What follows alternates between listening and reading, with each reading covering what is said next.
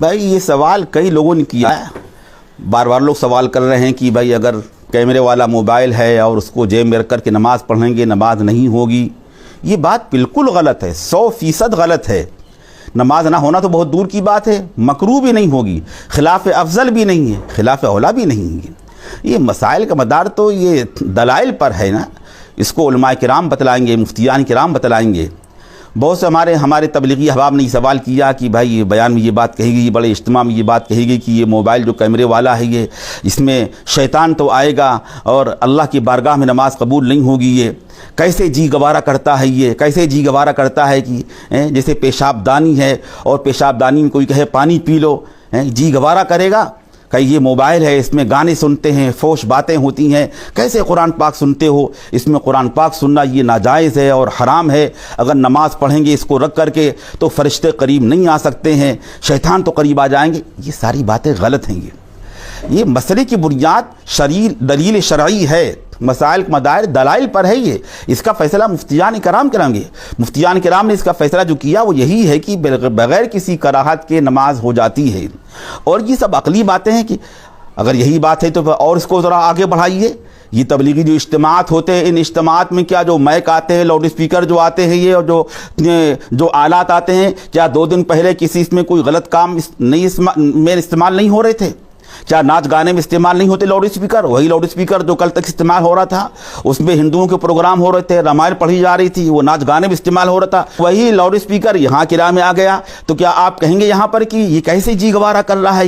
یہ پیشاب دانی ہے، اس میں کیسے پانی پینا گوارا کریں گے؟ وہ کل تک اس میں ناچ گانا ہو رہا تھا، فوش پروگرام اس کے ذریعے ہو رہے تھے اور لوگ سن رہے تھے، اور آج اس میں یہاں تبلیغی اجتماع میں استعمال ہو رہا ہے. کیا اس بنا پر اس کو ناجائز کہا جائے گا؟ مائک کو استعمال کریے نہ کریے، آپ اجتماعات میں نہ لائیے، آپ یہ جلسوں میں نہ لائیے. آپ یہ باتیں غلط ہیں.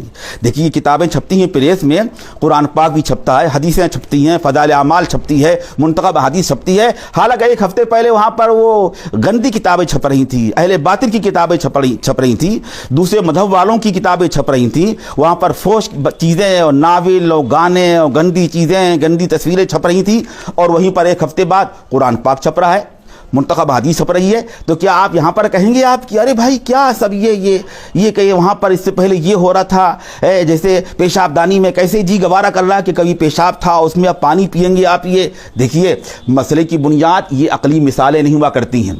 مسئلہ بنتا ہے قرآن حدیث سے، کتاب و سنت سے، اجماع سے، قیاس سے. فقہاء کرام نے تصریحات کی ہیں، ان کے اصول بیان کیے ہیں. اس کا فیصلہ علماء کرام کریں گے. اس لیے ہم آپ کو اطمینان دلا رہے ہیں اور پورے یقین سے کہہ رہے ہیں کہ موبائل، کیمرے والا موبائل آپ اگر جیب میں رکھ کر کے نماز پڑھیں گے بغیر کسی کراہت کے، بغیر کسی قباحت کے، آپ کی نماز ہو جائے گی. اور نماز خلاف افضل بھی نہیں ہے، خلاف اولا بھی نہیں ہے. جو شخص یہ کہہ رہا ہے کہ اگر کیمرے والا نماز رکھ کر کے نماز پڑھیں گے، کیمرے والا موبائل جیب میں رکھ کر نماز پڑھیں گے تو فرشتے قریب نہیں آئیں گے، شیطان آئیں گے، نماز عند اللہ قبول نہیں ہوگی، نماز فاسد ہوگی، یہ بات 100% بالکل غلط ہے، دلیل شرعی کے خلاف ہے. ایسا کہنا اور سمجھنا بالکل غلط ہے، اور اس میں اور بھی گناہ ہے. یہ خام خواہ بحث کا دروازہ کھول دیا، اور دوسروں سے بدگمانی پیدا ہو جائے گی.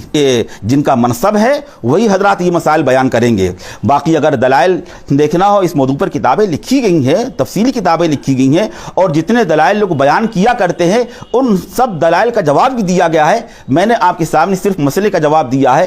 اگر آپ کو دلائل دیکھنا ہو تو اس موضوع پر جو رسالے لکھے گئے ہیں آپ ان کا مطالعہ کریے. اللہ تعالی ہم سب کو ہر فتنے سے محفوظ رکھے.